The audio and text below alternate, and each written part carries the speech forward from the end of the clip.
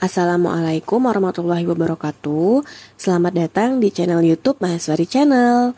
Halo teman-teman semuanya. Di video kali ini aku mau membahas tentang konsep dasar persalinan part 1, dan ini merupakan hal yang fisiologis.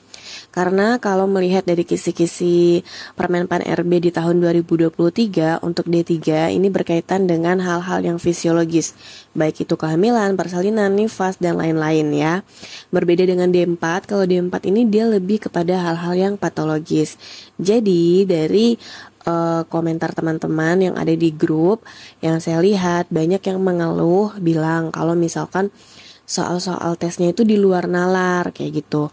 Padahal sebenarnya mungkin kita ini terlalu fokus pada hal-hal yang patologis. Kita terlalu fokus pada hal-hal yang sering banget kayak dibahas itu-itu aja gitu kan. Sampai kita melupakan hal-hal dasar dari ilmu kebidanan kita nih, hal-hal fisiologis yang memang sebenarnya udah kita pelajari tapi kita anggap kayak nggak mungkin lah itu keluar gitu kan. Nah, jadi pada saat kita menemukan soal yang fisiologis yang jarang kita bahas, kita ngerasanya ini susah gitu loh. Nah makanya sini saya akan membahas video-video itu dimulai dari hal-hal yang fisiologis terlebih dahulu. Kita mantapkan dulu pemahaman dari dasarnya, biar nanti pada saat kita ditemukan dengan kasus-kasus pada soal itu udah nggak bingung lagi ya. Dan untuk teman-teman yang mau gabung di grup Telegram, bisa langsung klik link yang sudah aku sertakan di description box. Oke, tanpa perlu berlama-lama, kita langsung aja masuk ke latihan soalnya. Nomor 1, persalinan disebut juga dengan A. Proses pembukaan 1-10 cm, B. Proses yang terjadi setelah 2 jam persalinan, C. Proses mulai perut mules sampai dengan bayi lahir, D. Proses pengeluaran plasenta sampai 2 jam persalinan, E. Proses pengeluaran bayi, plasenta, dan selaput ketuban keluar dari uterus ibu. Kita lihat dulu pengertian dari persalinan. Persalinan sering diartikan sebagai serangkaian kejadian pengeluaran bayi yang sudah cukup bulan, disusul dengan pengeluaran plasenta dan selaput janin dari tubuh ibu melalui jalan lahir atau melalui jalan lain, berlangsung dengan bantuan atau tanpa bantuan, yaitu dengan kekuatan ibu sendiri. Nah, jadi dari sini udah jelas untuk nomor 1 itu jawaban yang tepatnya adalah yang E. Proses pengeluaran bayi, plasenta, dan selaput ketuban keluar dari uterus ibu. Lanjut nomor 2, mulainya persalinan dipengaruhi oleh beberapa faktor yang memegang peranan penting. Di bawah ini, faktor mana yang mempengaruhi mulainya persalinan? A. Adanya sakit perut, B. Adanya penipisan serviks, C. Masuknya nutrisi ibu pada saat bersalin, D. Adanya nyeri hebat yang dirasakan oleh ibu, E. Penurunan kadar progesteron atau teori oksitosin. Jadi di sini yang ditanyakan adalah faktor ya teman-teman, faktor yang mempengaruhi mulainya persalinan. Faktor ini berbeda dengan tanda-tanda, jadi dibedakan kalimatnya ya. Nah, apa saja sih faktor-faktor yang mempengaruhi mulainya persalinan? Yang pertama itu ada penurunan kadar progesteron. Nah, progesteron ini menimbulkan relaksasi otot-otot rahim. Sebaliknya, estrogen meninggikan kerentanan otot rahim. Produksi progesteron akan mengalami penurunan pada saat akhir kehamilan. Nah, sehingga otot rahim ini lebih sensitif terhadap oksitosin. Akibatnya, otot rahim mulai berkontraksi setelah tercapai tingkat penurunan progesteron tertentu. Kedua, teori oksitosin. Di akhir kehamilan, kadar progesteron ini menurun sehingga oksitosin bertambah dan meningkatkan aktivitas otot-otot rahim yang memicu terjadinya kontraksi, sehingga terdapat tanda-tanda persalinan. Ketiga, keragangan otot-otot. Otot rahim mempunyai kemampuan meregang dalam batas tertentu. Setelah melewati batas tertentu, terjadi kontraksi sehingga persalinan dapat dimulai. Nah, misalkan kayak bladder dan lambung. Kalau dindingnya ini teregang oleh isi yang bertambah, maka timbul kontraksi untuk mengeluarkan isinya. Begitu juga dengan rahim. Dengan majunya kehamilan, jadi makin teregang otot-otot dan otot-otot rahim ini makin rentan gitu ya. Nah, contohnya pada kehamilan ganda sering terjadi kontraksi setelah keregangan tertentu, sehingga menimbulkan proses persalinan. Nah, selanjutnya nomor 4 itu adalah pengaruh janin.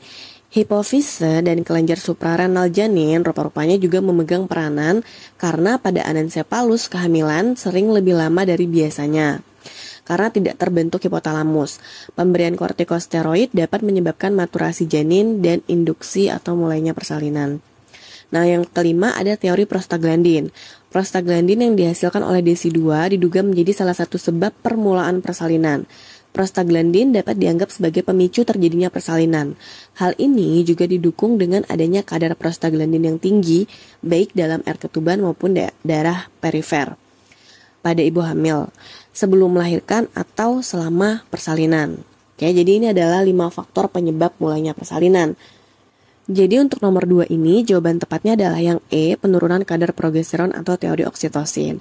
Karena untuk pilihan A itu adanya sakit perut, kemudian B adanya penipisan serviks, dan D ini nyeri hebat, itu adalah tanda ya teman-teman, tanda-tanda persalinan, bukan faktor yang mempengaruhi mulainya persalinan. Oke, kita lanjut ke soal berikutnya. Nomor 3, sinklitismus, asinklitismus, fleksi, putrapaksi dalam, ekstensi, putrapaksi luar merupakan mekanisme A. Penurunan kepala janin pada proses persalinan, B. Penekanan kepala janin pada serviks, C. Penyesuaian diri janin dengan ibu, D. Terjadinya proses persalinan, E. Pengeluaran bayi dan plasenta. Oke, teman-teman pasti udah nggak asing dengar sinklitismus, asinklitismus, fleksi, putrapaksi dalam, dan lain-lain. Tapi mungkin ada juga yang udah mulai lupa-lupa ingat nih, sinklitismus itu apa sih, asinklitismus itu apa? Nanti akan aku bahas di video selanjutnya, yaitu yang di part 2-nya ya.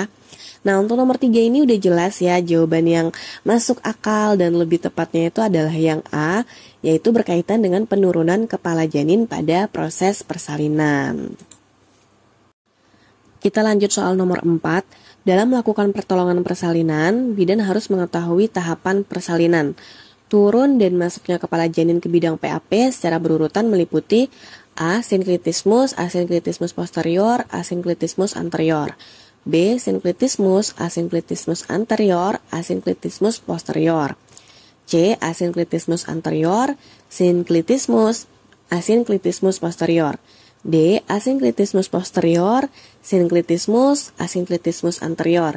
E. Asinklitismus anterior, asinklitismus posterior, dan sinklitismus.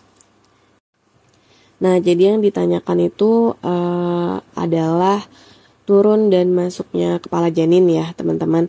Jadi untuk mekanisme penurunan kepala janin itu ada proses masuknya kepala janin ke PAP dan majunya kepala janin. Kalau masuknya kepala janin ini terdiri dari sinklitismus, asinklitismus anterior, dan asinklitismus posterior.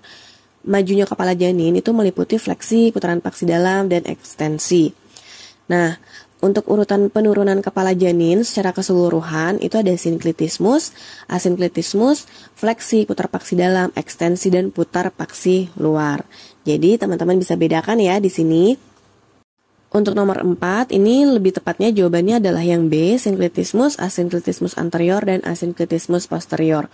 Untuk bedanya antara asinklitismus anterior dan posterior ini akan dibahas juga di video selanjutnya yang part 2 ya. Nomor 5, diketahui ibu dalam masa persalinan. Saat dipimpin meneran oleh bidan, maka tahapan persalinan yang benar sesuai dengan teori adalah A. Sinklitismus, asinklitismus, putar paksi dalam, fleksi, ekstensi, putar paksi luar. B. Sinklitismus, asinklitismus, fleksi, putar paksi dalam, ekstensi, putar paksi luar. C. Asinklitismus, sinklitismus, putar paksi dalam, fleksi, ekstensi, putar paksi luar. D. Asinklitismus, sinklitismus, fleksi, putar paksi dalam, ekstensi, dan putar paksi luar. E. Asinklitismus, sinklitismus, putar paksi dalam, fleksi, ekstensi, putar paksi luar. Nah, nomor 5 tadi udah dibahas di sebelumnya di soal nomor 4. Untuk urutan yang tepatnya itu adalah yang B. Sinklitismus, asinklitismus, fleksi, putar paksi dalam, ekstensi, dan putar paksi luar. Oke teman-teman, itu tadi 5 soal tentang konsep dasar persalinan ya. Ini untuk part 1-nya, nanti di part 2-nya ada lagi. Jadi teman-teman pastikan harus nonton yang part 2-nya supaya benar-benar paham tentang persalinan ya. Semoga apa yang saya sampaikan ini bisa bermanfaat untuk teman-teman semua dan bisa dipahami. Terima kasih untuk yang udah nonton video aku. Assalamualaikum warahmatullahi wabarakatuh.